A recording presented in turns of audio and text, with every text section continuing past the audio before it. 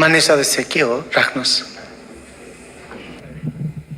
सम्माननीय सभामुख महोदय, आज बिहान खेतमा मकै खान आएका बाँदर लखेड्ने क्रममा भिरबाट लडेर घाइते हुनुभएका रामेछाप जिल्ला मन्थली नगरपालिका 8 चिसापानी सानीबेसीका श्री ठेड बहादुर ढुङ्गेल खत्री ज्यूलाई थप उपचारको लागि धुलिखेल अस्पताल लगेको जानकारी प्राप्त भएको छ। उहाँको शीघ्र स्वास्थ्य लाभको कामना गर्दछु। बाँदरको समस्या आज रामेछापमा मात्र नभई देशव्यापी रूपमा किसानहरूको प्रमुख समस्याको रूपमा देखा परेको छ।